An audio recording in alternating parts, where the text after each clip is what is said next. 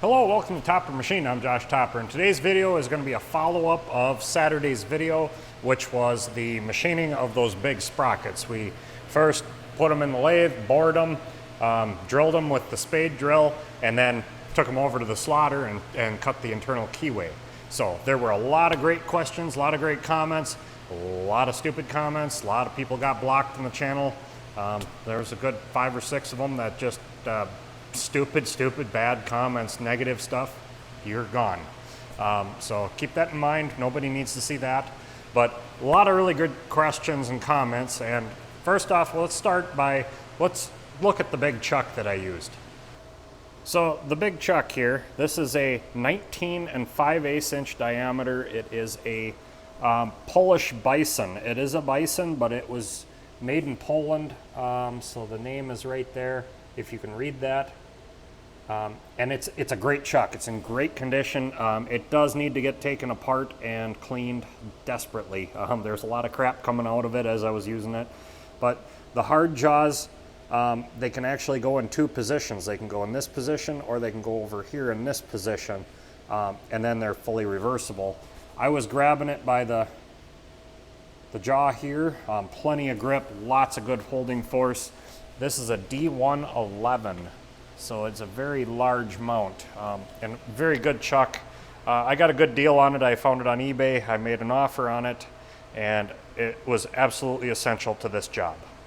All right, next we'll come over to the drawer with all of my spade drills, and actually this is not all of my spade drills. I have way more than this, but here is the beast we used in the video. This is a number 5 TA, and I was using a 3 1/4 inch insert here, and this will accommodate a much larger insert as well, so we've got some room for growth. But that's a 3 1/4 inch, and as you can see, we have many different sizes of these drills. They're very handy. I love them. They work great in the shop. Lots of different tips.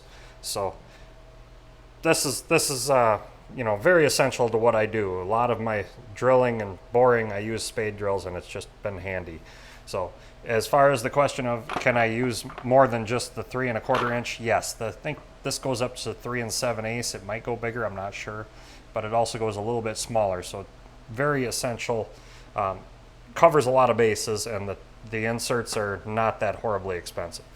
So another one of the comments that was quite common, and actually the upgrade has been done since doing the video, but is my coolant supply line. So obviously it didn't have a lot of coolant supply, and the problem was the restriction. So I put on this bigger flex hose here, much bigger. I think this is 1/2 inch capacity. This changed everything for me on the Lion lathe here, but I also changed out my fitting, and I'm going with a 3/8 push to connect on my spade drills. So this is where I take off for the spade drills, is this valve, and boy, did that make a difference. Upping the size increased the flow significantly.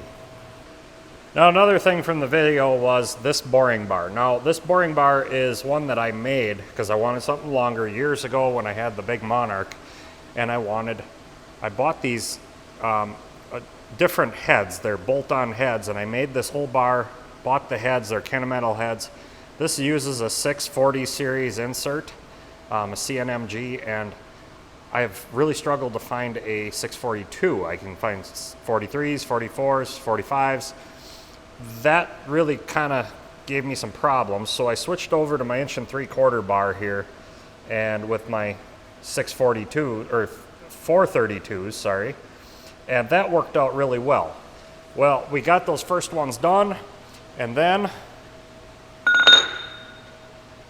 I bought a new 2-inch boring bar, or used 2-inch boring bar, Kennametal, and this uses the 432s or 430 series inserts as well, and I finished out all the rest of the sprockets with this, 0 issues whatsoever.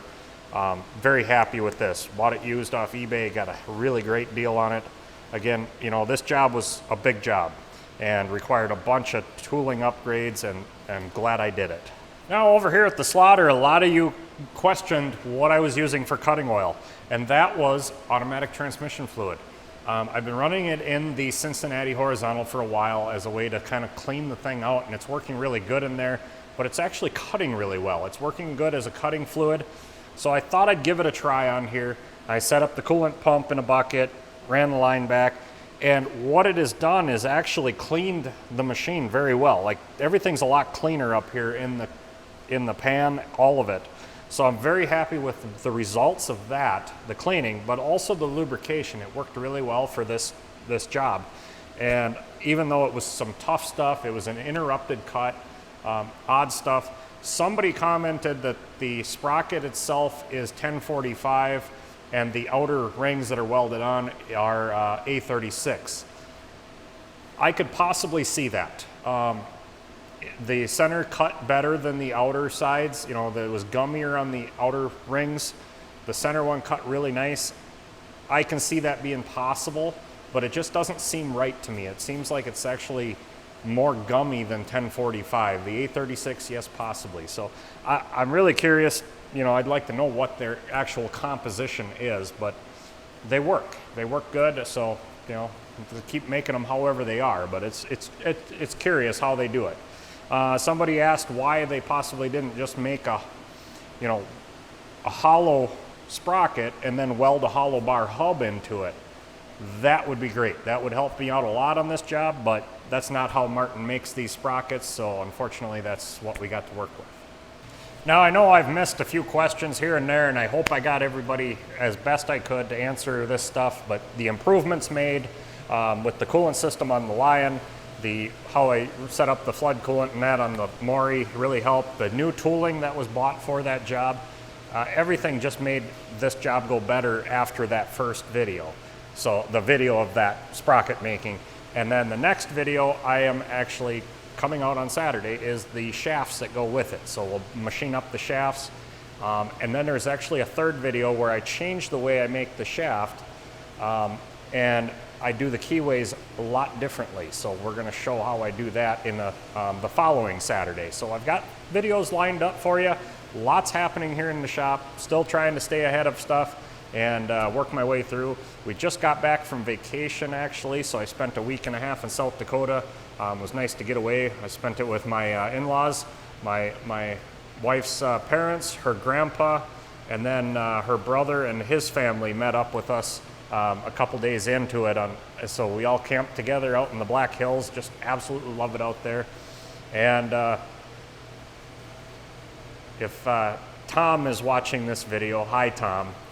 So Tom is my brother-in-law's son, and he's really wants to be announced on YouTube in a video. So there you go, Tom. I hope it's everything you asked for. Your 15 minutes of fame. So with that, lots coming, lots of cool videos, so stay with us. Until next time, get out in your shop and get it done right the first time.